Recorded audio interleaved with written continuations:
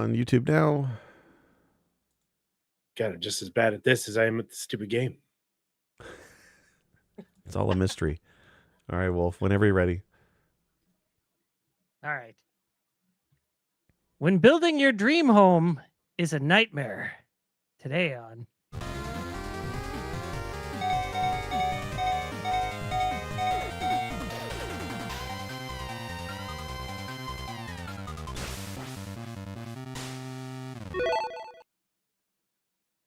Welcome, everybody, to another episode of Press B to Cancel, your favorite, contractor, building, construction podcast, games.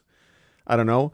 I am your host this week, Sick Jake, and I'm joined by two friends. And this week we are going to talk about indie critic darling Blueprints and discuss whether the game is good or is it RNG hell. And to join me this week, I'm with Wolf. How you doing this week? surviving RNG hell. Okay. And with our, I guess, of all the people on Press B, our number one AAA gamer, Chard. Chard, how you doing this week? What? How am I a AAA gamer? Wow. I need to stop moving my shoes into different rooms of this house because every time I go to pick them back up, that room isn't there anymore, and it's getting really bad. Gosh, I wish I had as many rooms as this house. Actually, no. You know what? I take that back. No, I don't need 45 rooms in my house because I would have That's to a clean lot of them all. cleaning. That would be hell to clean. Yeah. Yeah, that'd Imagine be funny to vacuuming clean. that. Gosh. All right. In the So this words week, of my wife, when I see a house that's like 2,000 square feet or more, she's like, "Who's gonna clean all that?" yeah, it's a good point. All right. So we're talking about a game called Blueprints, which is from what's the name of the Dogu Bomb software? Bomb. Dogu Bomb. Yeah. And I had all these notes. I'm so bad, guys. Oh, I want to do this right. Okay. Wiki, Blueprints. I had notes. Mind Palace. Yeah, Mind Palace. Tonda Ross is the main developer behind this game, Blueprints. I don't want to call it a roguelike deck builder. I feel like that's a disservice. It is, at its core, very much a carefully crafted puzzle game. From what I was reading on Wiki earlier today, he based this actually on a book, which I'd never heard of. It's called Maze: Solve the World's Most Challenging Puzzle. It's a book that came out in the 80s that is very much actually like Blueprints, and that is it's a not choose your own adventure, but it's like a puzzle-based book where you flip pages to go to various rooms in a house, 45 rooms, much like Blueprints. And at the time, it was actually a contest. You could actually win $10,000 by playing through this book and being the first to solve it. So it's kind of interesting that was the origin of his idea. But he worked on this game for, I think it was 8 years that I saw. And So that's what I saw. Yeah. Wow. after 25 hours of me playing Blueprints, I can see why. This is a game where I heard about it a couple weeks ago. A lot of games critics on their various podcasts and YouTube channels were secretly talking about a game that they were loving, but they weren't allowed to talk about it because of embargoes. And then I heard a few let it slip that it was Blueprints. So I was really interested to see what all their hype was about. And then it did release. And I think with game critics and those kind of folks, it's probably going to be a Game of the Year contender for them in terms of the amount of work and crafting in this unique world that has been built. But for a lot of gamers, especially on Steam, a lot of people didn't like it. There's a lot of criticisms about it being too hard, confusing, relying on RNG and the whole 9 yards. So it's kind of an interesting disparity between critics and us average gaming folks. So I want to talk about it with you guys because I think of the three of us, we're probably maybe varied on whether we like this game or not. I'm kind of curious to see what your guys' take is on it. So for those who are not aware, Blueprints is, I'm going to use the word roguelike, although I feel like it doesn't fit all those check boxes. But you are basically, your name is Simon, you're the character, and you've inherited a mansion from your dead uncle. But it comes with a stipulation, like the haunted house clause, where you have to actually go to the house on Mount Holly, I think it is, and your goal is to solve the puzzles and navigate to the secret room 46 in this mansion. And you do that by entering the mansion and drafting rooms at random from, think of it like a deck of cards. And you're building this mansion room by room. And every single room has been very carefully crafted. At a glance, you may zoom through a hallway thinking it's just a hallway, but there's a lot going on in the game that you don't quite pick up right away. But at its core, the first mission is build a path of rooms to the top of the map where it's room 46 or room 45, the antechamber, and then that's how you beat the game. And that's how you get credits. But there's a whole lot more going on. Every room is a puzzle. Every room has clues. There's books of lore literally everywhere that tells a backstory to the world that was quite surprising to me. And even when you get end credits, there is still countless puzzles and fun stuff to explore. So I kind of want to talk with you guys and get your first impressions. We're going to start with the episode. We're going to avoid spoilers because we want to pitch you on this game and see if it's something you would enjoy playing. But I do want to spend the last part of this episode talking about some of the secrets that we found and maybe some tips on how to beat this game, because I'd hate for anybody who's bought in this game to have bounced off it and not at least seen the credits, because I think this game is worth beating this year. So who wants to start? Chard or Wolf? Who wants to start about your opinions and first impressions of Blueprints? All right. Chard, do you want to start? You go for it, Wolf. It's you. All you, right. you got some things to say. Well, I will say I'm really, really enjoying the game. Okay, I wasn't sure. That comes with an asterisk. I'm really enjoying the game, except for the room drawing mechanic, because the RNG of the room drawing mechanic has screwed me more than anything else in this game. Okay. So I really love the puzzle design. I love the aspect of exploration and navigating your way north in this 5x9 structure. And by 5x9, I mean it's like 5 rooms wide, 9 rooms deep. And you start at the third, like at the middle room at the bottom. So every time you go up to a door, it presents you with 3 cards. Those 3 cards are a room that door opens to. So you never see the same room in the same, well, not never, but the rooms are not stationary except for maybe one. Yeah. And we'll get into that later, but yeah. Other than that, the only rooms that are stationary is the starting room and the antechamber, not anti. That's my fault. I called it the antechamber. And so you every time you open a door, it swings like it's like, all right, pick your room that you want this room to be from the 3 that you've got. And there are mechanics in place to where you can re-roll, and later there are mechanics in place that you can rotate the rooms. So, but most of the time you're stuck with those 3.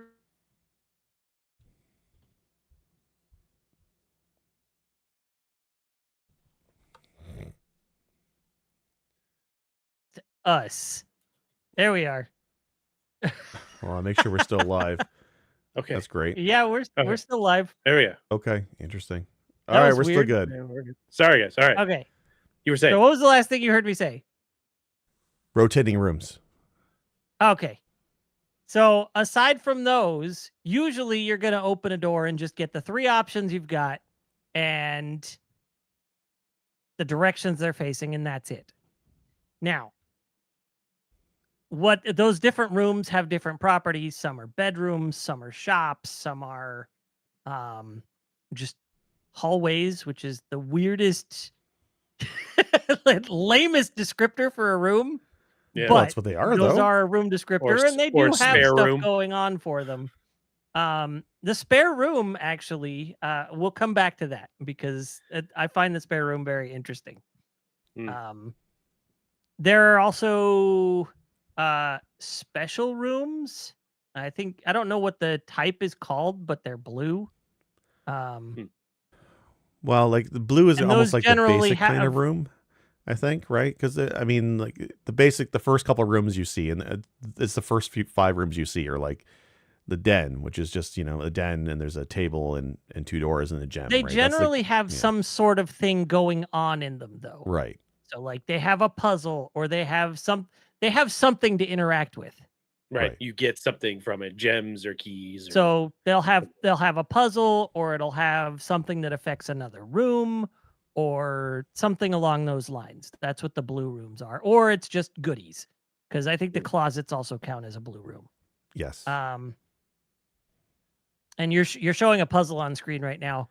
When I first figured out that puzzle, I was like, I'm a genius. So The yeah, so one of dartboard puzzle was really wild. yeah, And maybe it just explain what gets the dartboard weird. puzzle is for the audio listeners, so they understand what it is. It's like the first puzzle you get in the game is the dartboard. Yeah. And I actually did come across something that kind of explains it in a Yeah. classroom. Oh, you found it in a classroom. I found it in one of the rooms that has other information on it that just talks about whatever. And it's a little drawing in the bottom corner of the postcard. And if you have a magnifying glass and you hover over it, that's how I learned how to do it. Was it had all that? I've not seen that yet. Yeah, So that's cool. for those who are listening to the audio, it's basically it's a room where the feature is a dartboard, and the dartboard is a math puzzle basically, and it starts out with different sectors of the board that are lit up, and you have to click the numbers in a certain order to open it up and get keys from it. And it's a reliable source of keys for all your runs. But what you don't realize is that every time you complete it, it gets harder the next run, and it gets harder and harder. And it starts with basic math and minus, and then eventually division, and then fractions, and then reversing digits, Cubes. and then a negative bunch of integers and all sorts of crap. goes Squares. Crazy. Yep. It's nuts. Yeah. But And it's you like the have to first just- you have to- reliable puzzle you get. Yeah. Yeah, and all the information is just there on the dartboard with colors. That's it. Yeah. Which I did consider like could have a negative impact on anybody who's colorblind Huge. Yes. because the colors are green, yellow, violet, Pink. and Violet. Pink. indigo. Yeah. Oh, okay. The best way I could think to describe them. Right. And then it's very strange. I'm not going to spoil how it works, but yeah, it's all the information is there on how to do the addition, subtraction, multiplication, and division based on the colors and the placement of those colors. And then you have to click on the outside number on the board that is the answer to the question for that particular puzzle. It's really cool. Yeah. And then what was the other thing I was saying before the dartboard? I was talking about room types. Yeah. And then there's red rooms, which usually have a negative. Sometimes they eat your stamina. Fucking Sometimes it's worse. they just make red rooms more common to appear. Yeah. Sometimes they take your money. And so I really dislike the red rooms. I gotta say, Yeah, red rooms are awful. They're I'm terrible. never like, yeah, I'll take this one. I'm like, I guess. The only time I grab a red room is if it's a cross, like if there's a 4 door for it, because then I go, okay, I have a choice, and then maybe I don't have to come back to it. And the one that takes your money is I can suck that one up a little bit more than half the other ones. Yeah. The one like it takes one that coin, takes but it's half also your a 3-way, stamina right? The first time you go through it. Yeah. Oof. Yeah. Which I do wish it clarified that, because when I first got it, I assumed it takes half your stamina every time you go through it. And I was like, I'm only gonna have to go through this once, and I have a lot of steps left, so it's okay, I'll do it. Right. Yeah. And I walked through it again, and I was like, wait, I only took it the first time. Okay. No. And the worst part is when you first put the room down, but you don't enter it, but just putting the room down, it takes half your steps. That's what it does. So, like that's how the games work. You draft a room, if it has an immediate effect, it hits you immediately, which is good and bad, right? Depending on the room. So, and it's important to know that, because you can draft a room and not walk into it right away, and sometimes you don't want to, because you do have a limited step count. I think it's 50 at the beginning of the game, and when you run out of steps, the day resets, the house resets, and it's all over again, right? To reduce confusion, steps are every time you go through a doorway, essentially. Every time you go from one room to another, one named room to another named room, you lose a step. So it's not like you have 50 steps and you got to make it count across, maybe 17 rooms, and that's your day. No, I'm gonna throw another caveat to that, because there is a point where you can go outside and walk around outside, but it's pretty much any kind of archway or entryway will also count as a step against you. So if you're like, oh, I'm just walking around outside, no big deal, watch that. because you'll lose steps Yeah. if you're passing back and forth underneath a grate somewhere. Right. And I did that at the beginning of the game, and I assumed outside didn't mess with you because I ran Right. around everywhere I could outside at first, Right. and it didn't take away steps from me. And I was like, okay, cool. And then later I unlocked more outside and went through there, and I was like, wait, where'd my steps go? Yep. And I thought it was Yeah. like a timed thing. Yep. And I was like, this is what happened. I don't get it. So I kept trying to like rush there and back as quick as possible, thinking it was timing. And then I started to put it together like, oh no, the name changes from here to here. And that's why I'm losing a step there. Okay, fair enough. Right. Yeah. Right. And like you can But, increase your yeah. step count as you play through the day, right? If you pick up any kind of food item, Mhm. depending with an apple, I think is plus 3 steps. Meals can be as much as 20. So there's definitely ways to kind of get your step count up as you play through the run. Yeah. There are definitely ways to be a walk star in this game. A walk star. Yeah. That sounds like a restaurant down the street. Gosh. But I've had days where I think the day that I actually completed this and got credits, I had used like 154 steps and I still had, I don't know, 36 remaining or something. So That was a like good run. I had a particular good day that day. I will admit, like at one point I thought I was closer to beating it than I was. And then at another point, I thought all was lost on a run, and then later realized I didn't actually enter the antechamber when I could have. And so I literally burned through about 70 steps doing nothing when I could have gotten the item out of the antechamber and gone and done the rest of the stuff. Yeah. And let's say that for the So last I could have beat it part of on the episode. 19 Yeah. and didn't. So I was very upset with that once I realized that was the case. And it Yeah. took me another 7 days. By days, usually, you know, let's say in any given roguelike or roguelite you play, a run is what we tend to refer to them as, or whatever. But in this, those runs is a day. So each new attempt at trying to complete it is a day. So that's what we say by day 1, day 17, day 33, whatever. Those are like, that's how many runs you've had. Yeah. I've had a few pretty good runs up here. Today I had a strong run and I had gotten to the antechamber, but could not enter it at the point that I was at. So I was looking around. I had enough gear to do some things to do it, but I ran out of steps and I wanted to toss my Steam Deck across the freaking room. I am the only one on the podcast that has not rolled credits on this yet. The only one. Okay. So I'm the one who's to be gonna fair, get I off the only did it spoilers today. I was working on it. And that was close. I had 4 or 5 runs in a row where I made 0 progress on anything. Okay, so Wolf, you got to day. maybe that's you beat not on day 25.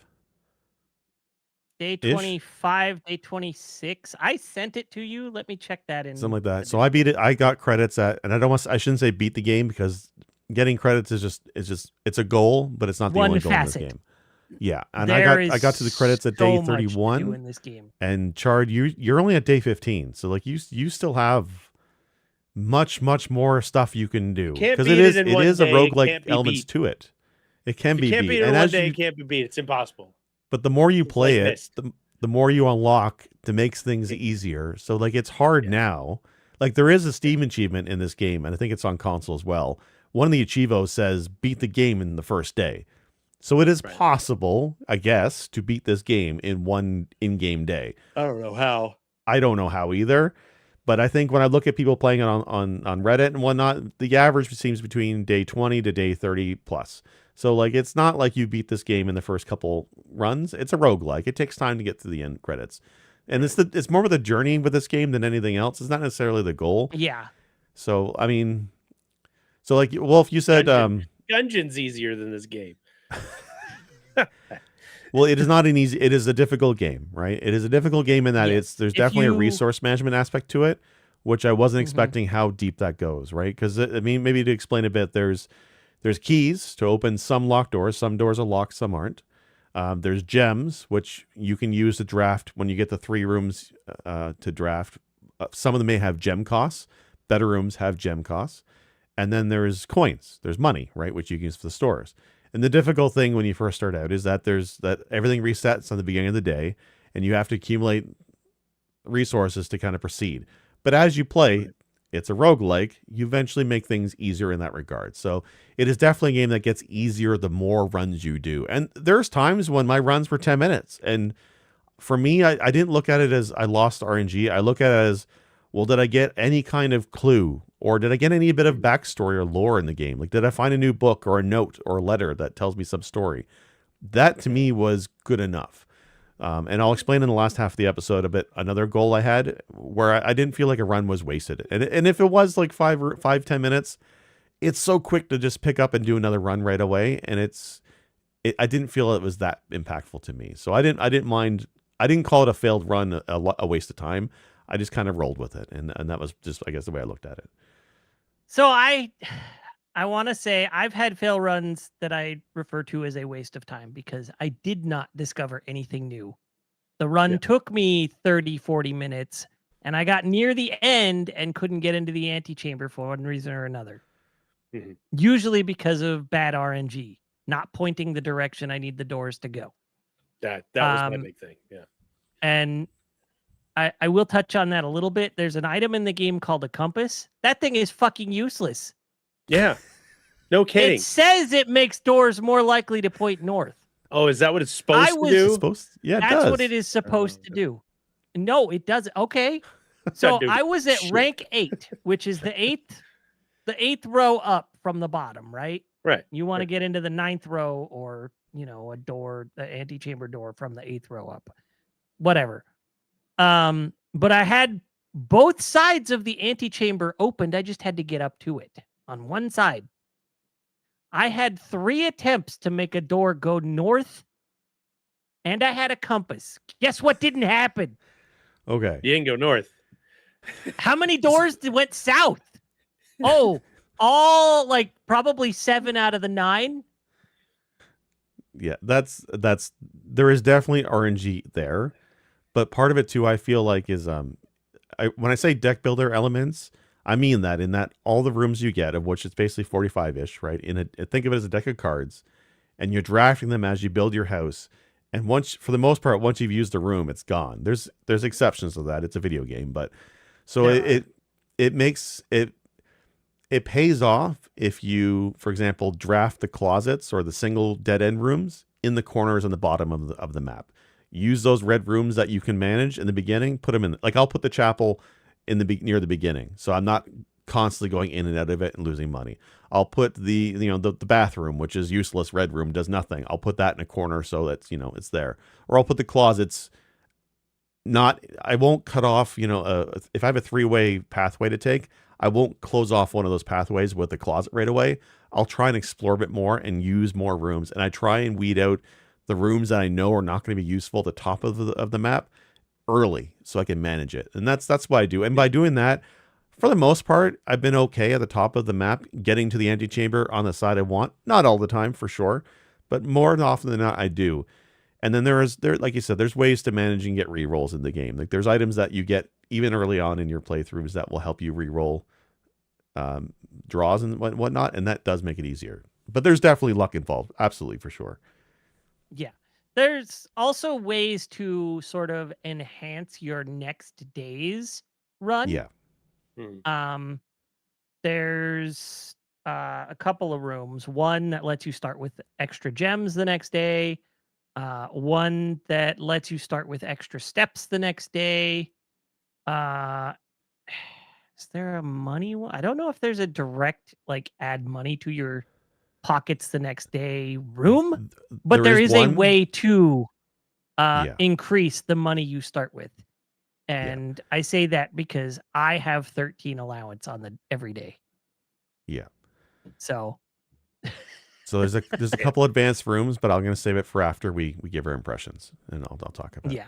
So overall, Wolf, then would you still keep playing this game? You saw credits today. Do you think you'd still Oh, spend I'm time still with this going to game? keep playing because I have seen, like, if you look around, you can spot other puzzles that you can't access yet.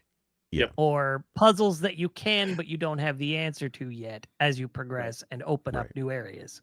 Okay. And so I've got like 1, 2, 3, 4, maybe like 7 or 8 goals right now after rolling credits. Yeah, that was pretty much my So take on it as well, is when I got to credits, I think I still had 10 or so rooms on the, because you have a directory of rooms in your on the option screen so you can see what you've explored. There's still at least 10 that I had unexplored. I'd never even seen before. Lots of rooms that were completely new to me when I stumbled across them. There was, when I got credits, at least 5 puzzles I genuinely wanted to solve and go and do. So there's that. But the more I played it post credits, I found one item that adds a bunch of rooms to your deck. And I found out each one of those rooms has its own puzzle that's part of a larger puzzle at play. And when I saw that, my mind was blown. I'm like, this is going to take me 10 hours to solve, but I want to do it. I want to solve it. So I'm pretty invested in the game. For me, it's just like the careful design of the rooms. I think the graphics really do well for this kind of game.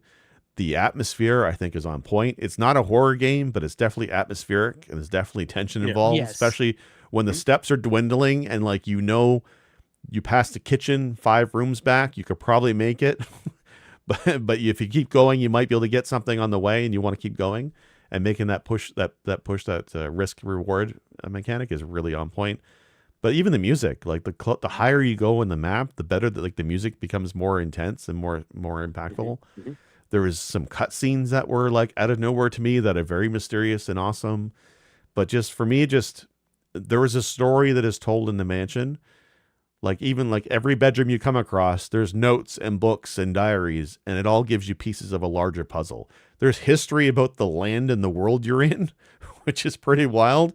And I thought, oh, this is neat world building. But once you get credits, some of the stuff you find later on, you realize this is probably part of other puzzles that you can unravel. And that's really freaking rad. There is a lot here.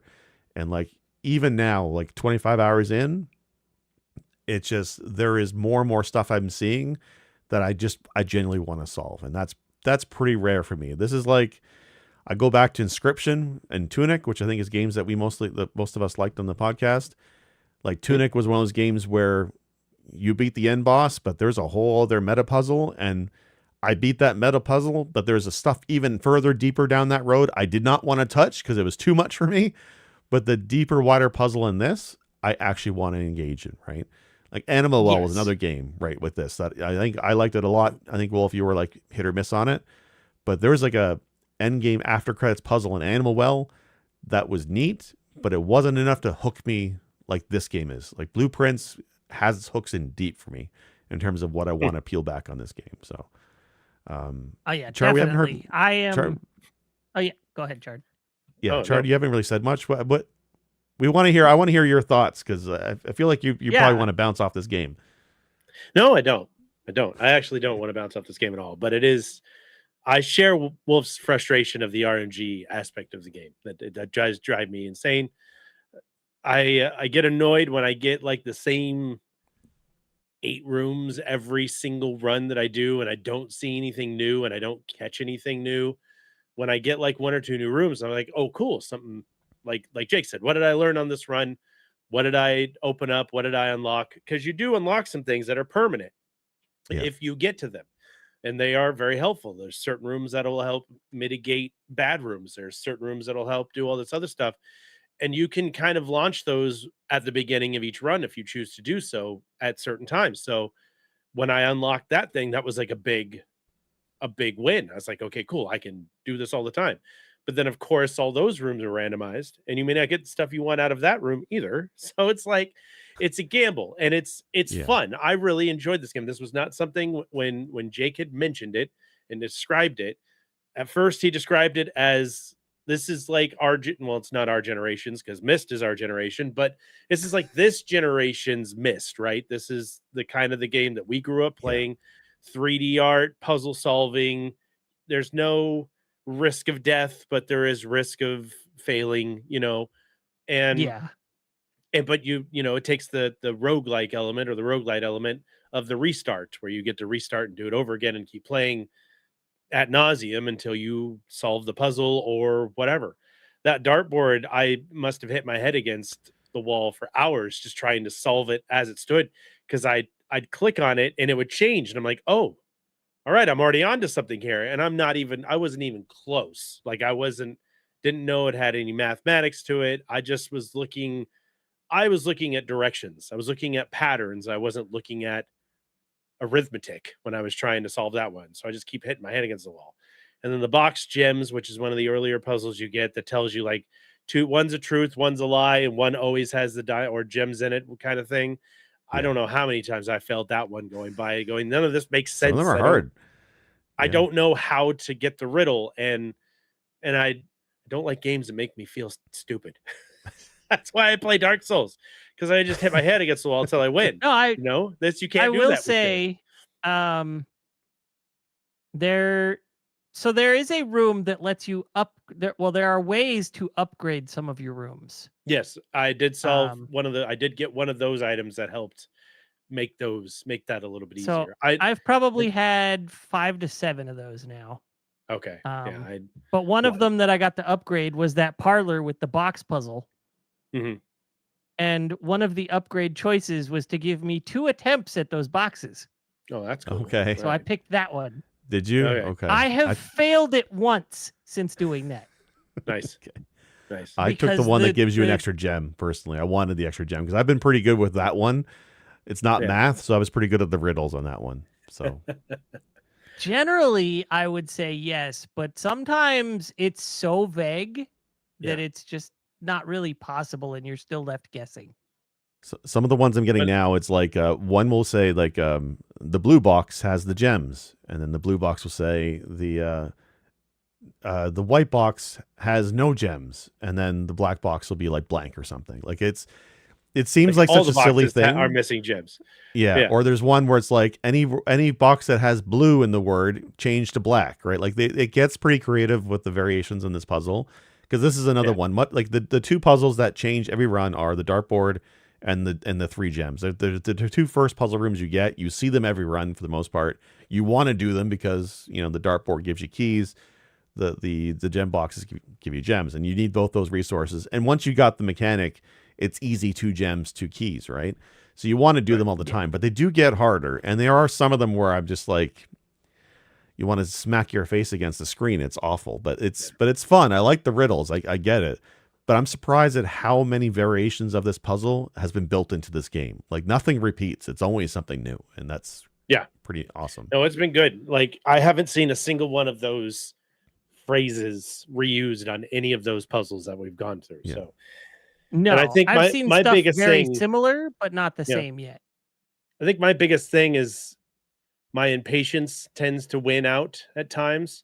And then when I get irritated and I restart a run and I'm on day 18 after 17 was so close, I literally just throw stuff onto the map, not thinking about what it will do for me or how to position it so it will benefit me, just so I can get back to wherever I was to continue on going forth. And you can't do that. You gotta, it's a new run, it's a new day, it's a new start, it's a new path. You got to find a different way to get up there. You can't keep doing the same thing you've been doing.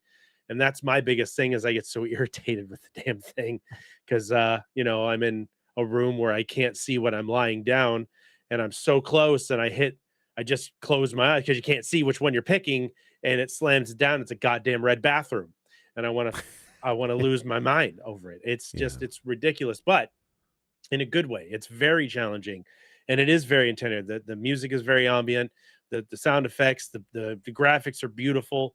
The game just really lends everything to itself in a very, very perfect way, that a person like me that's more into, my RPGs and my action RPGs and my murder games, this game is very of a good night, go to sleep kind of game. And that's kind of something I was looking for.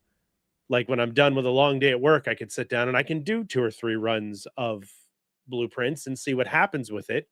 And if I don't get to the end, then I turn off and go to bed. I'm not like, not so mad that that I can't sleep. You know, it's like playing Binding of Isaac or Gungeon or something where I was right there and that one stray bullet took me out or something that happens in those particular games. I think this is a fantastic game, and I'm more excited to uncover more of the lore of the world and the person and the mansion itself than just beating it. And I think maybe that's my other thing is because I'm trying to dig deep before I even can get. I need to get past the house to dig deeper into the lore of itself.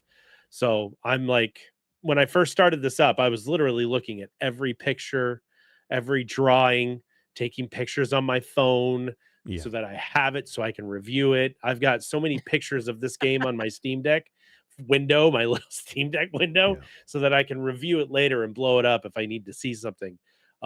This is a really well done game. It's extremely clever, Yeah. and I would recommend this to anybody who just wants to play. I don't want to say mindlessly because you have to be very attentive to what you're doing. It's like playing chess Yes. and observant of what's going on, but it's not so extreme that you're going to lose sleep over it. You know what I mean? It's not so Yeah. action packed that you're like your adrenaline's going to be rushing.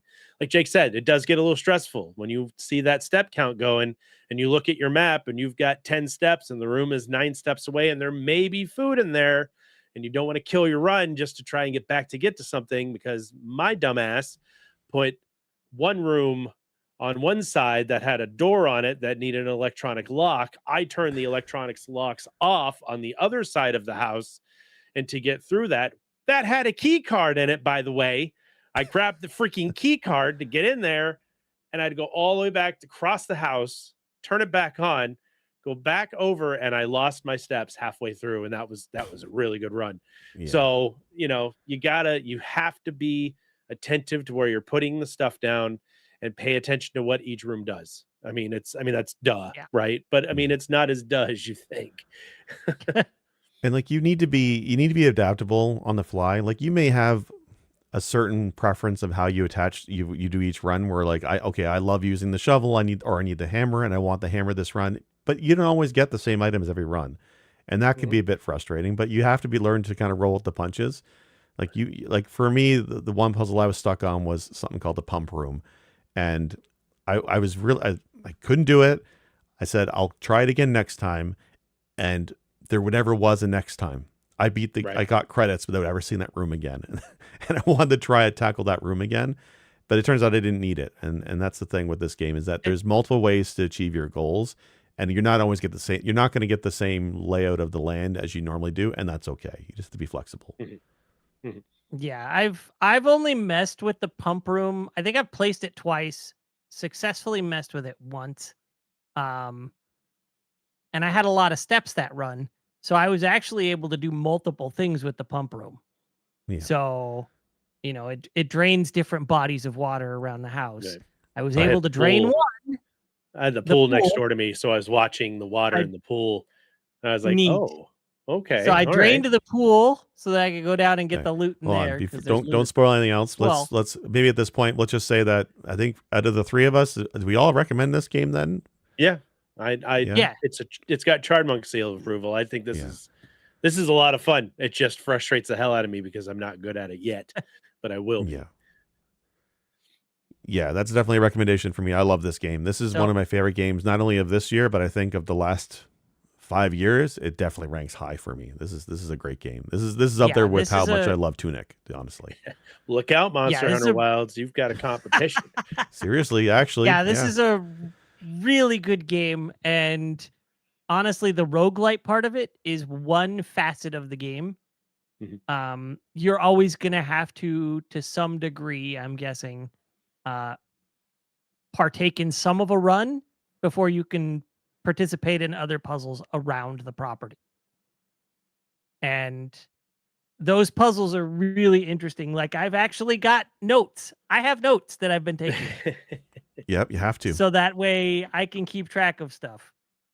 And I have a ton of pictures too, Chard. I have both. I have 100 photos or screenshots from this game on my Steam Deck. It's obscene. I did what Chard did. Every screenshots, every step of the way, every note, every clue, and I go back to them all the time. Okay, so we're gonna say that I think all three of us recommend the game. It's also like $35, which I think is a Yeah. steal. It's a on total Game steal for Pass. If this. you're paying for Game Yeah. Pass, this is a no-brainer. So I think anybody who has not played Blueprints, you should go out and play it. All right, I want to talk about. There's a lot of folks I've seen who have bought in this game and are bouncing off it for various reasons. So I want to spend if you have not played Blueprints, please go buy it and play it and come back. For everybody else who has played Blueprints and you're here to vent and tell us how much you hate this game, or you're stuck and you can't get to the antechamber and you can't get credits, I'd like to give some tips, or maybe we can talk about some rooms that we saw that are really cool. And that might be some interactions that people are not aware of. So I stopped you at Pump Room, Wolf, because I want you to explain the Pump Room and explain what that does. Because I think when I got credits, I never used it. I was trying to be vague about it, but spoiler warning. Spoiler warning spoilers. Now. Yes. Here we go. Okay. Spoiler okay. warning. So continuing with the Pump Room, I was just messing with it to figure it out at first. I didn't even bother reading the instructions, and I don't know if the room itself has instructions. I know there's another room, the library, where you can check out the instructions. Yes, it's a book. Not the biggest fan of the library and its mechanics, but that's fine. It works.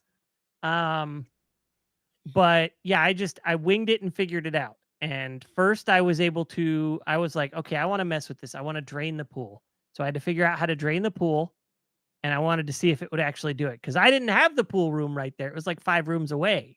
Oof. So I drained the pool according to the little map on the side, like the little chart showing where the water was, and then went over there and checked it out. And there was loot down there. There was coins and maybe something else. I don't remember. But I thought that was neat. So I was like, okay, that means this actually does directly affect, because this was still pretty early on for me when I found this. Like, we're talking day 5. You know, I just to add for the Pump Room, this is gonna piss Jake off. So my job requires me opening and closing valves and stuff for work. Okay. I'm not kidding you, because I got to get the flow to the proper part of my pump that I'm working on at work, right? So this thing's pretty good for how it's set up in reality. I was flipping switches going, hey, look, that's how that should go, while following the pipes on where they need to go. I'm like, I feel like I'm at work right now. And I'm draining shit left and right, watching the levels go. I'm like, yeah, this is my job. I do this for a living. So this is cool.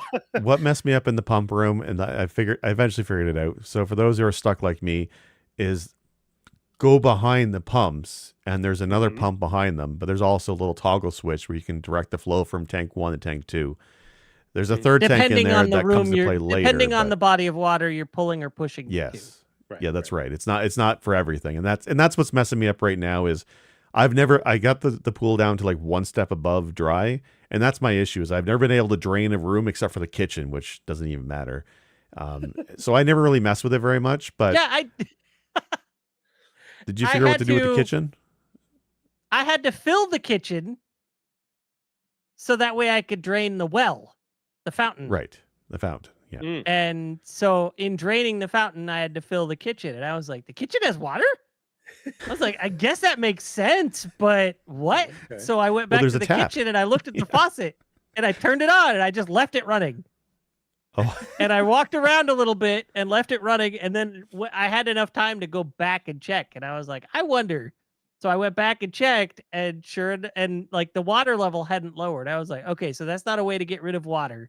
Gotcha. Unfortunately, yeah. And the neat thing with the Pump Room is whatever changes you make in the Pump Room do stay in effect until you change it in the future. That's one of the things that crosses the run. So I drained most of the pool, and it stayed that way until I came across the Pump Room again. But there's a couple things that are useful for the Pump Room, but the main one is, I think, this is the fountain. You drain the fountain, which is in the front of the house, and it's one of the ways to go into an area underground. And that's where a lot of people are probably stuck playing this game, is that there's an underground, and you need to get to the underground to ultimately get to room 46. There's door, or there's an opening. If you go into the front of the house, like you leave the house, you go in, you walk past the fountain, you go downstairs, and there's these like a vista is the best way to describe it. And it's got those 4 points, the 4 flame things or whatever. And if you turn around, there's an opening, but it's but it's boarded up. And I was like, there's Right. got to be a way into that. I'm assuming that's how the fountain, the work. I think I found where that access point is on the run that I actually got credits, but I didn't have what I think I needed to be able to get through there, so I wasn't able to do anything. Gotcha. Yeah. So there's a large amount of secrets in the underground, but the thing that the takeaway I think for people who are stuck is there is more than one way in the underground. If I'm not wrong, there's I think 5 ways to get into the underground. The fountain is one of them. So when I got credits, I didn't go through the fountain, which I think is a common way to do it. I actually went through the tomb. So the tomb is an outdoor room you can draft randomly. Yeah, there's a bunch of puzzles in that Go tomb. through the tomb? Yes, there's a when you do the tomb, there's a puzzle that opens a way to get in the underground, and that's how I did it. So that's why I said I've only gotten through the antechamber once to get credits. Like I haven't seen a single through the tomb. puzzle in the tomb. Yeah, I saw I know what the puzzle is. It's the arms, right? Yes, there's various statues, and I'll say for those How who do want to you solve know, it, I didn't even like- look at them. I didn't even look at them. Okay. if you look at the statues, all the statues are different. They all are basically careers. It matches what you find in the chapel. So if you go, which is a red room, which takes your coin every time you go into it. Next to me in the chapel, look at the stained glass windows, and it tells you what you need to puzzle out. There's also a clue in one of the books in one of the rooms that also says, "Hey, look at the chapel and look at the windows." So that's the thing. The neat thing with this is that every puzzle that you're stumped on, there's a clue somewhere in the house that will tell you what to do. Right.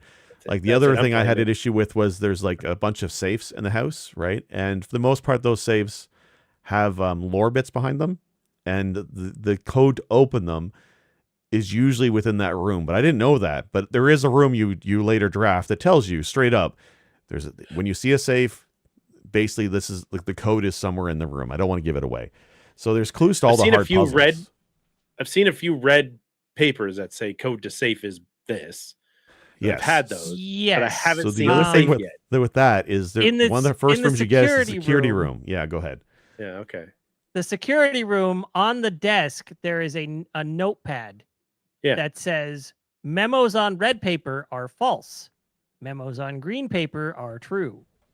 Okay. So if you see a red memo, it's lying to you. Okay. There is an exception or two. And I've seen specifically in one case what one of the exceptions is.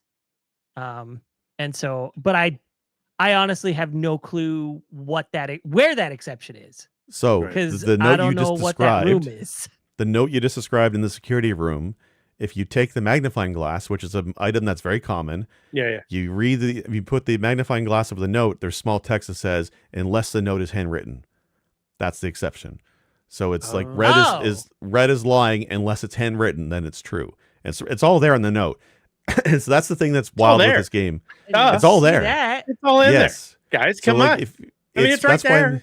I'm saying if you're stuck in a run and you can't go any further, but you have access to a magnifying glass in some way, if you can buy it, in the commissary, it's worth going through and looking at the notes with it because there's shit there. And that's one of the things that Chard you mentioned.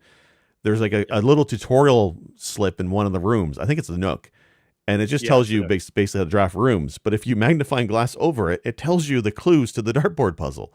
And there's lots of that examples all over the house. So the magnifying glass is like an important item.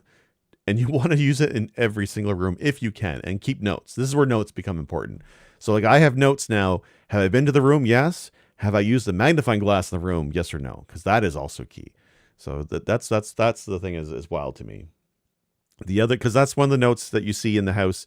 It tells you, it says western doors are more likely to be locked or something, but it's in red, which means it's false. So the other tip for this game, if you're stuck, if you're ever having issues with keys, go to the west side of the house instead and explore there. You're less likely to encounter locked doors. The higher you go, the more locked doors you get, but the west side will be less locked. That was one of the things I took away. Yeah. You had mentioned key cards, Chard. That's something that everybody should be doing early on with the security computer. Is there's a lock?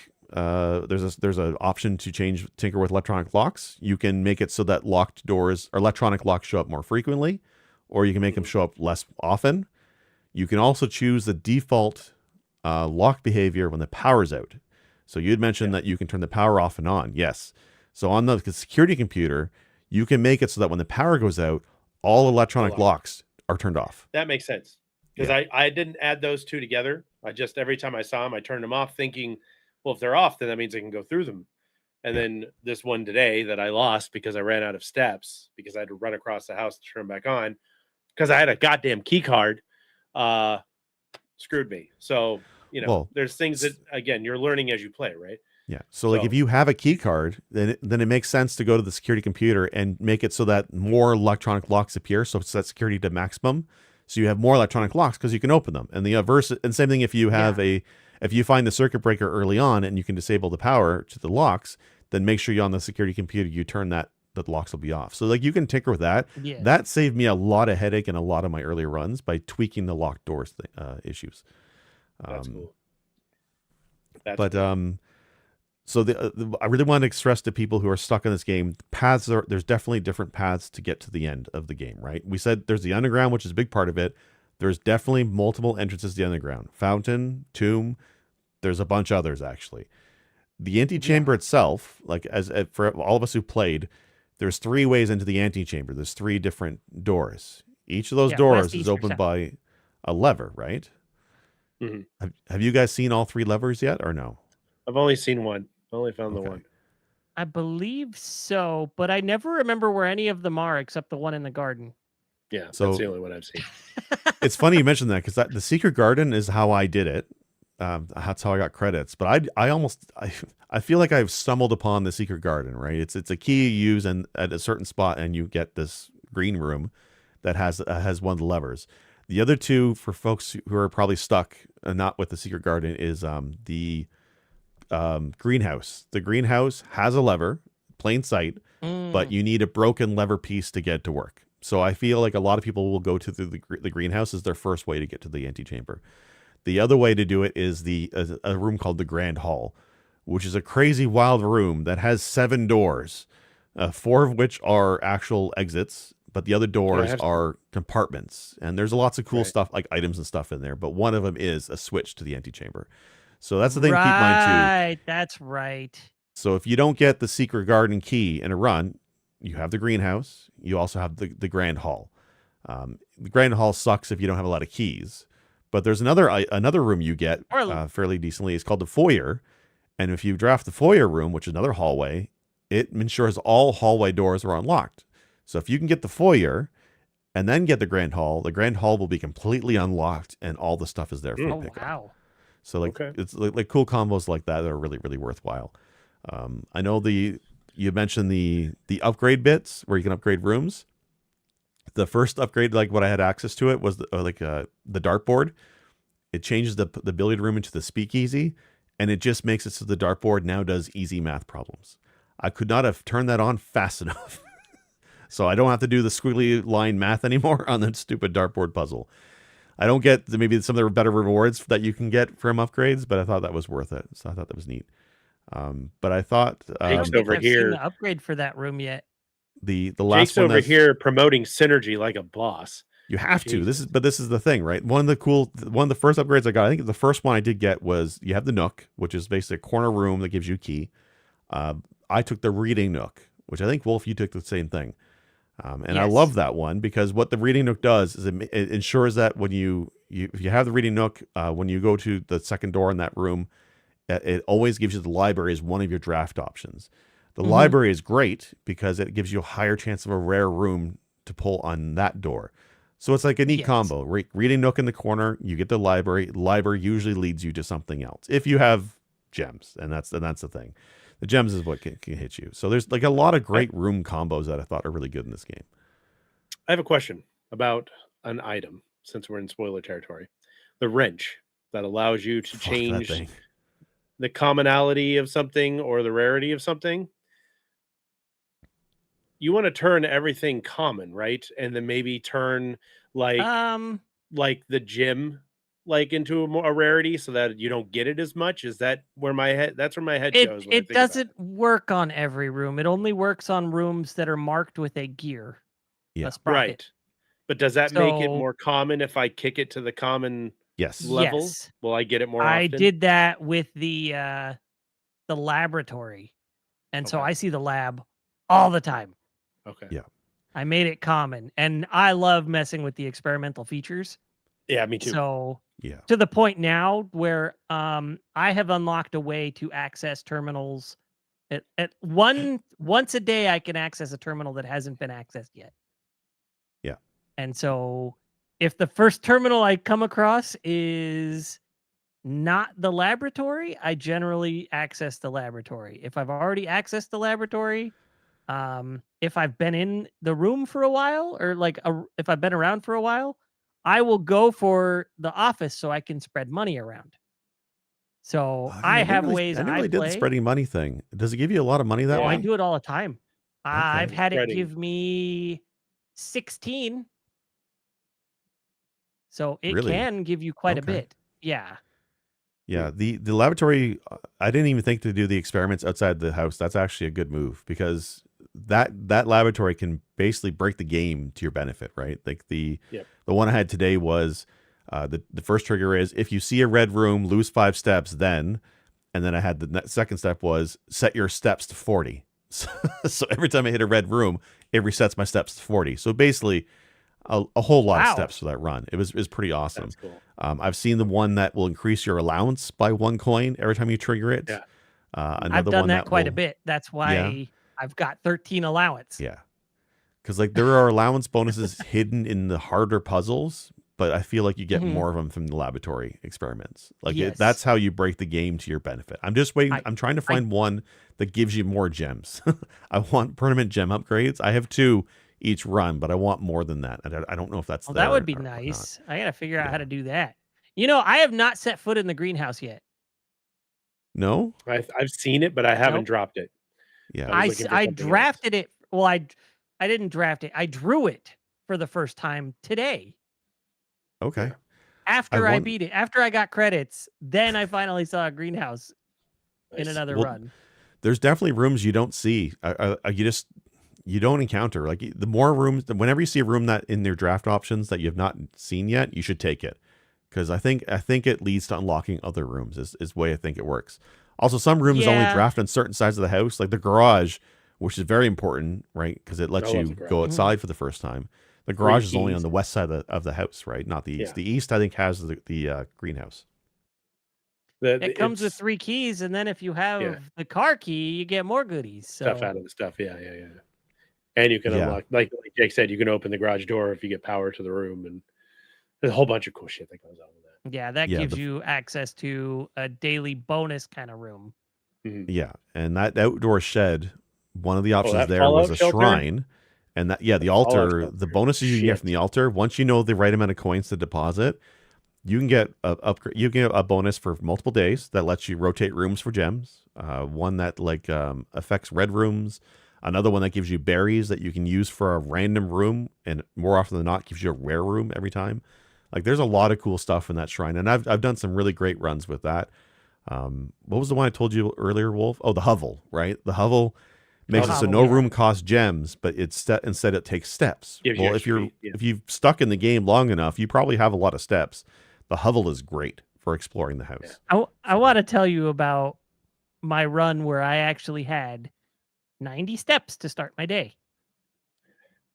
And 90? I had the hovel. So I was like, all right, I don't even need to worry about gems. The game would not give me a room to go north of the second row. It would not. I got screwed at the second row. It was on to I you. was like, I had so many steps and so many ways to spend them, and you screwed me. It's so weird. I've never had that. This is the kind of stuff I've dealt with, which is why I hate the RNG of the card drawing. Yeah, same.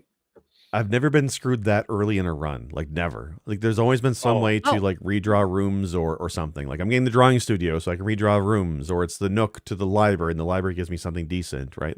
I've never been stuck like that on the second row. Yeah, I ran out of steps on rank 2, rank 3. And I was like, what the hell? Because they're just giving me nothing but reds.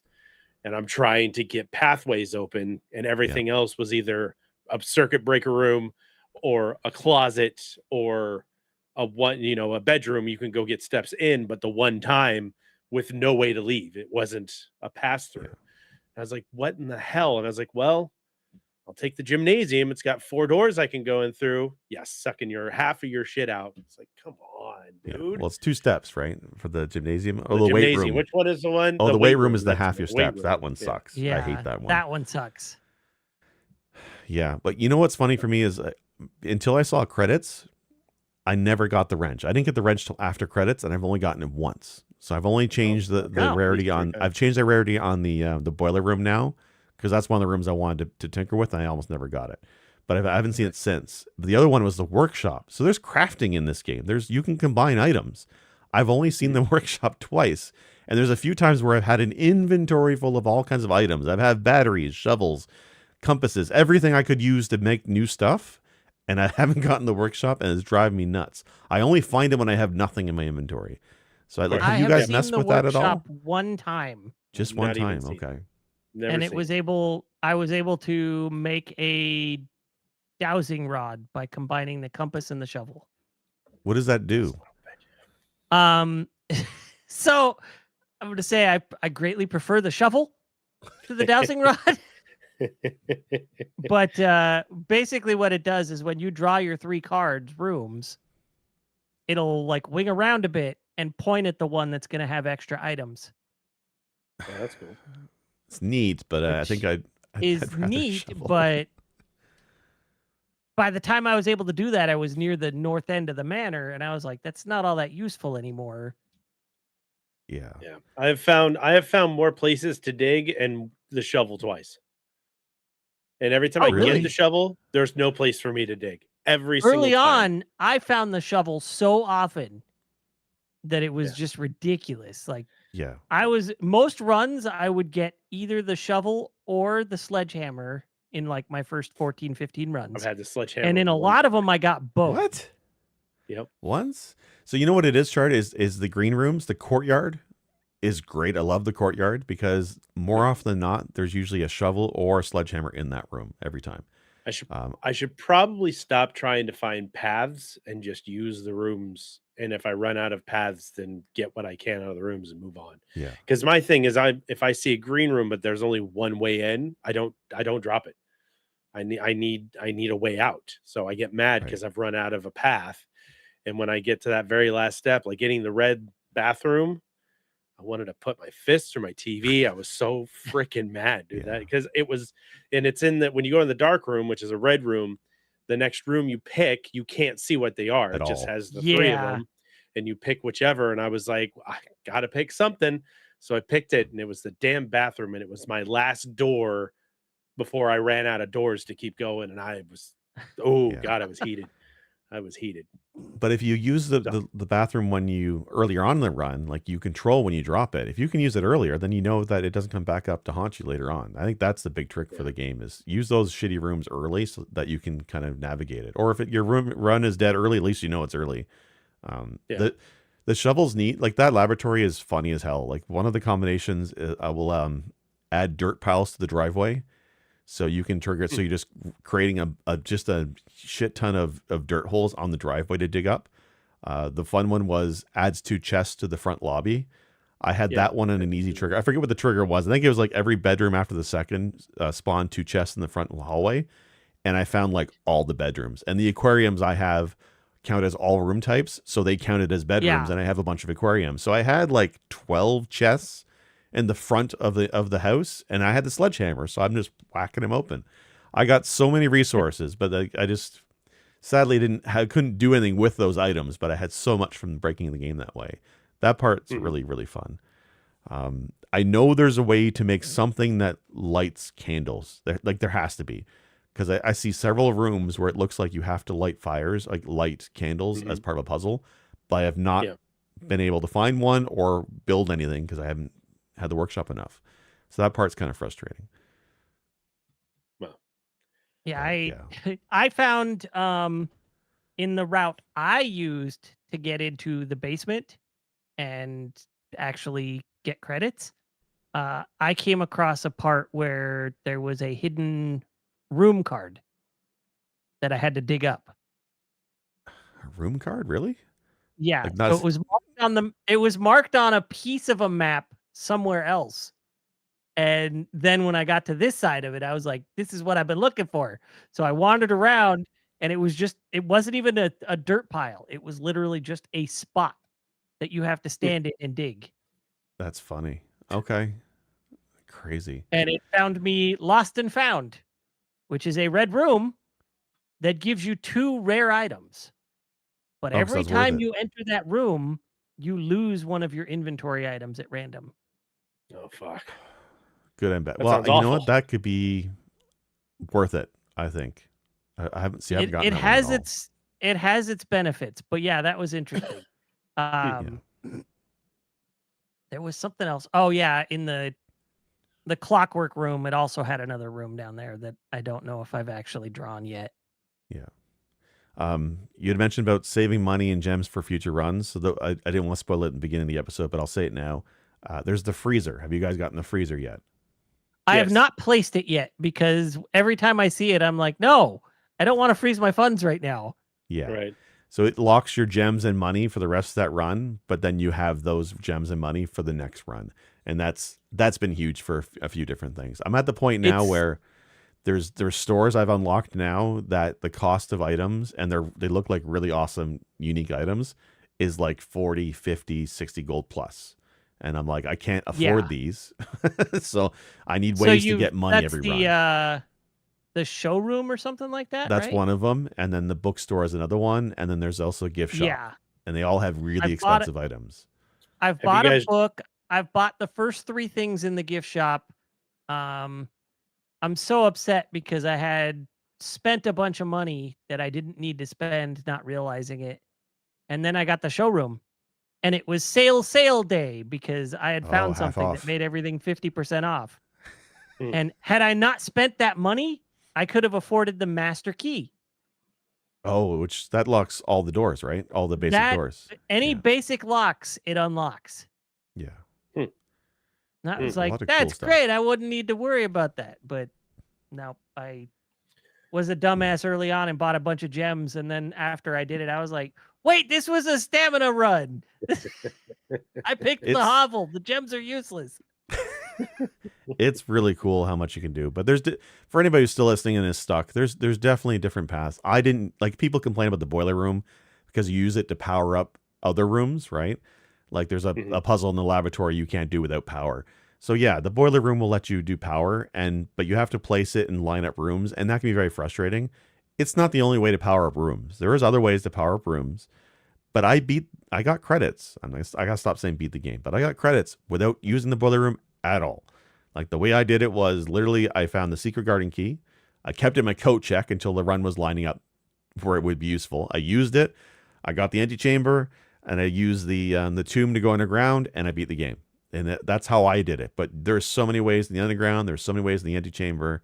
There's multiple ways to win this game. And I think people get too stuck on the boiler and that RNG thing because it does not pop often. People are right. It's rare. Yeah. What? Well, what is? Because the boiler, it looks like you can send the power 3 directions. The only one I know about is the lab, and doing that, I think, opened up the ability to access other terminals, right? So it does the laboratory is one. If you can supply power to the furnace room, that does something for you.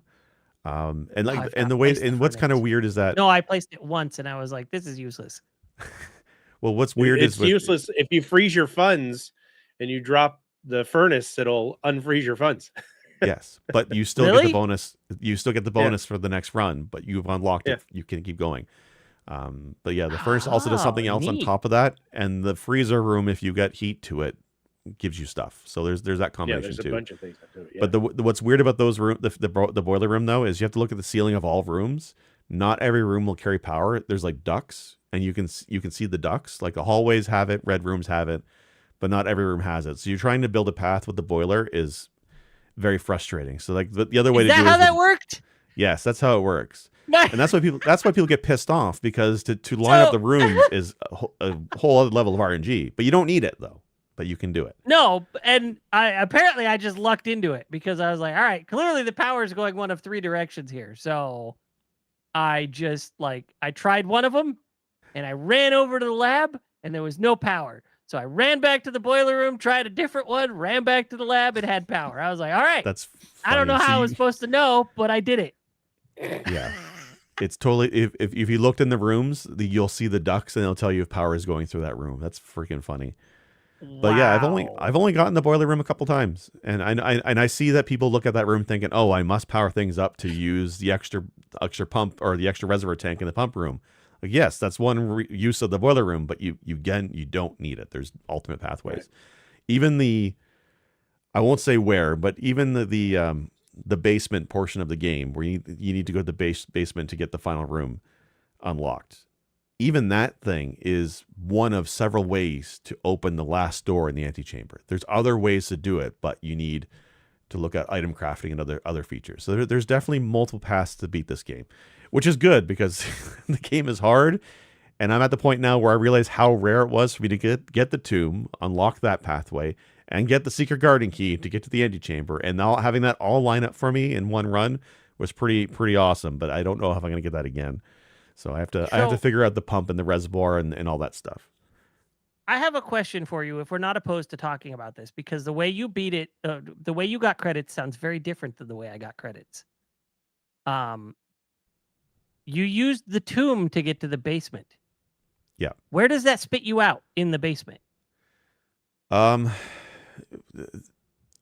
trying to think if it's like it's on the one Is it side next to the cart? I think it's next to one of the mine carts because I had issues trying to go through the fountain and through the foundation elevator, whereas with the tomb I was able to go around all that stuff. Because there's an issue with the mine carts I had with the foundation. Yeah, because one of the things with the underground is there's a lake and there's a boat, and I've never used the boat. I've never had a reason to, because with the tomb on one side and the foundation elevator on the other, I was able to go through both sides. It took some walking, but I was able to do it, and that's how I got through the game. I want to explain that I've been to the basement I didn't twice. take my earbud out. There's so much shit that I am completely missing. It won't help you, Chard. It's confusing no matter how much you know. I'm sitting here like deer in the headlights right now going, what? So the first time I got to the basement was through the fountain. Was it? Okay. And I wasn't able to access the chamber with the puzzle to get to to open up the last part to get to the antechamber again. Yeah. I wasn't able to do that from there. There was a cart blocking my path. Yes. So how you're supposed to do it? Did you take the foundation elevator? I didn't have the foundation at that point. Okay. The first time I got there, I hadn't seen the foundation yet. It was day 9. And I was like, hey, cool, I'm making great progress. And I got down there and there was nothing I could do. I had moved the cart. I think I took pictures of a couple things because that's how I found the information about the secret with the magnifying glass. Yeah. The lost and found room. And then the second time I got to the basement was through the foundation. And doing that got me to the other side. The cart was still moved. So I was able to just go in through there. The cart was out of my way. I was able to solve all that puzzle and go open up door 46. So then moving the minecart persists from run to run must be what it is. Fuck. So then that might make things a little bit easier. Maybe I did that because I made several trips to the underground just messing around. I must have moved the minecart to make a future run easier by accident. This game is just full of happy accidents. I saw that there was like a doorway ahead of the minecart, and then there was this doorway to the left.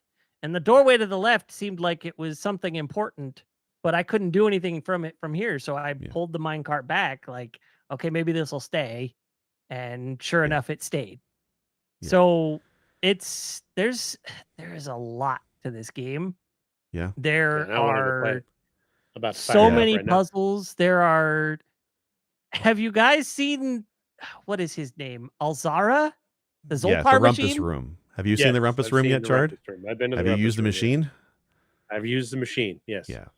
So I've seen a few of those cutscenes. 4 of those now. Have you? I don't know what any of them are, but they show locations that are like, I've not seen this location, but it looks like I'll be able to get there at some point. Yeah. And I've never seen them. right? I haven't seen them And either. Yeah. the fact that it's showing these things, these premonitions, um, and like I don't understand what's happening in them. One of them, it looked like it was something from way in the future. Like I don't like that must be some weird meta ending or something. Yeah, there's a lot of cool stuff in the underground that does not make sense. Like there's these red letters you can find in certain really off the beaten path situations. I've gotten a few of those, and those have a lot of really interesting lore stuff. I won't say it here, but that's what hooked me on the game now is post credits, is I want to unlock the rest of the lore. I want to hear more of the story, and it's Yeah. interesting. The one thing, I know we're going long, but there's every room has a chess piece. Have you guys all have both seen that? And have you been keeping No. notes in those? Oh, Have you guys I not? have Okay. not. So you want to keep notes of you want one of every chess piece. You want to know what room has that chess piece and a note somewhere, because that will come into play later on. That was a cool ass puzzle. I'm still trying to get I know what to do for it, but I'm still trying to find rooms that have a king piece, and I've only found one. So like getting a setup on my map with all the different chess pieces has been challenging, but I know what to do when I have that lineup for me. But that was really rad to see those, because I noticed like the nook has a rook, and like, you know, the security room has a knight piece, and like pawns everywhere, and like I know that means something. So I was screenshotting them all and keeping notes. I'm glad I did. The other one is every room has 2 drawings. You guys have probably seen those. Have you guys messed with that at all? I have most of it solved. Okay. So I haven't started solving yet, but I've been taking notes trying to figure it out. But that's another puzzle where even if a run is doomed, just capturing which spot on the board has what drawings, I feel was worthwhile to me to kind of note down these things. And again, these are all puzzles that are not part of the credits. They're not part of the main game goal at all. They're just all other stuff. And that's just so weird to me. It's great. I have 4 rooms I have not been able to solve. And I have no clue what those clues are. But given that I've solved everything else, I've kind of deciphered it. Yeah. Like at this point, I'm at the tail end of a Wheel of Fortune. And so Well, there's definitely some puzzles where you can just like brute force it, right? Like even the dartboard, like the math I'm at now, where the stupid squiggly lines and whatnot, and I thought I was real smart until I hit the 6 squiggly lines, and it took me forever to figure that one out. But there's a point where I just brute force it until I'm like, okay, not this one, catch back up again, not this number, and I went around the wheel till I figured it out. Like sometimes you brute force the puzzles. There's one where you have these statues you have to place in a certain order, and there's riddles on all of them. I had like 3/4 of them I figured out on my own, but there's like a couple I couldn't figure it out. So I'm just messing with them, shuffling around, and eventually I got the thing open. So I don't feel bad about forcing some of this stuff. I've only had to spoil one puzzle in the game so far, and I won't say what, but it's the gallery. I had to spoil that same puzzle. And honestly, there was no way I was going to solve any of those. Yeah. Even the first one I thought I had, I didn't. Yeah. And there was no way I was getting that. I was like, nope, I was not going to solve these. Yeah. So yeah, Chard, don't feel bad about cheesing that one if you get there, because that one is stupid. I feel stupid only being able to solve the damn dartboard one. I felt real good about that for a little while. No, but like I think it's a game where don't feel bad if you need to look up at the answer to one of these puzzles or ask for a hint or whatnot, because like there's so many other puzzles to figure out. Like if one puzzle is screwing your mindset on the game, just look it up. I think honestly, there's just so much more to this game. I found a thing. Have either of you guys seen the treasure map yet? Yes, I found 2 of them. Okay. You found the treasure? The treasure though. I found 2 of them. Yes. Yeah. So I mean, Chard never finds the shovel apparently, so that would be part of it. I found it like twice. I've dug up one thing because I was like, oh, I know where there's something to dig up, and I ran down and dug it up, and it goes, there's nothing here but a hole, and I was like, fuck you, and ran away. Is it? I was pissed. So do you think it's persistent then? The treasure maps are fixed, or you think they're random? My first treasure map I saw 3 times before I actually dug it up. It was the same spot? Yeah. Mine looks like it's in the same couple spots that I've been to, wondering Okay. if does the treasure map trigger what's in there, or can you get there without the I treasure think map I and think still you find have to what's in there? have the treasure map and the Okay. Okay, shovel. that would make sense. That would make That sense. makes sense Because because when I like got to that spot, he kind of whipped out the treasure map and was like, "Oh, maybe Mm, around here."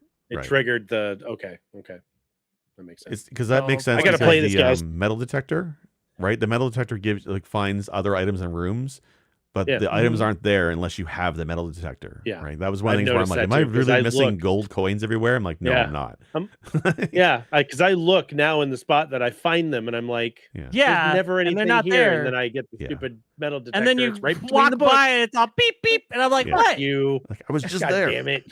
Yeah. Yeah. It's pretty wild. I got it. I gotta play this. Let's wrap this up because so I can be smart I like you do guys. need to say, I don't like playing it as much on the Steam Deck as on my PC. Really? I believe that. I believe Okay. that. I don't like you said it wasn't an issue, but I think sometimes the text is too small, Yeah. which is what the one of the asterisks is on how playable it is. Yeah. And then the other thing is I find that I don't tend to really take everything in as well because with the mouse and keyboard on a big monitor, I'm You're like looking at everything, yeah. investigating and really keeping track of things. And then on the Steam Deck, I'm just like, go this way, go that way. Maybe that's my And like problem it too. highlights things for me, which is like Yeah. it's kind of nice, but it also makes me lazier about playing. Right. That could be my problem. I don't know because like there's a zoom shortcut on the Steam Deck. It's a Steam button L1 that will zoom the screen in Yeah, for it's a you. pain in the right? ass though. It is. But I just play the it on way my you- TV. I just Especially took when the I'm Steam Deck like, to the TV and play it, but it's still with a Okay. controller. Like I'm still playing with a controller, so I don't get like Wolf says. You're not using the mouse to look around with the mouse hand, so that would make sense because I'm turning my body, with the controller, and Yeah. I don't see anything that's grabbing my attention. I leave, or if Right. I put down a spare bedroom, I just haul ass through it because I don't think there's anything in there because it's a white Yeah. room with Oh. a bunch of shit all over the place. yeah, the spare room. You made it into a spare bedroom? I've made it into a few, but it's just a hallway, right? It's just the white room with Yeah, the shit in spare it? room, you can Yeah. upgrade it later to where it Okay. becomes a spare bedroom or a spare something else, like makes sense. spare That makes hallway, sense. or Okay. I don't remember Okay. what the third option was. You gotta get the I disc made it for a that. spare bedroom. And Yeah. so now, very often, I will find a sleeping mask in there. Nice. Oh, nice. Yeah, because right now it's useless as it's a hallway basically Mhm. without the Right. upgrade. Okay. But the Blank amount of white things that are hallway. like bedrooms, and I'm like, all right, bedrooms are great for stamina, so sure. Yeah, hell yeah. And the bonus is probably about 1 in 3 times I'll find a sleeping mask in there. Huh. It's fairly common. Yeah. Right. Like I know gotta roll upgraded the credits boudoir tonight. with 2 dice, and those dice are a godsend. I use them all the time. So every time I get a boudoir, it's 2 dice plus a bedroom. Okay. Yeah, there's a lot of cool stuff. Yeah, Nice. there's Yeah, and there's I so haven't much seen all the stuff rooms like yet. Like I still have I rooms have missing a on my directory. feeling. Oh yeah. I have a feeling that the way you beat it is extraordinarily different from the way I beat it. Is going to be extraordinarily different from the way Chard beats it. Yeah. Like it's I just don't know. so I might wildly follow. I different. might player follow to the player. things you guys just talked about tonight and Well, roll have credits you after seen the this episode. foundation yet? No, I have not. You don't have a 'Cause- foundation room? okay. Oh, well, then no wonder No. Chard, the foundation is like once you have that unlocked, it becomes a lot easier to get around. So Why? like because it's a fixed room, so you always know where it is. Mine has the door always pointing up, which makes things easier. And it's just always there. I don't Mine know. is so stupid.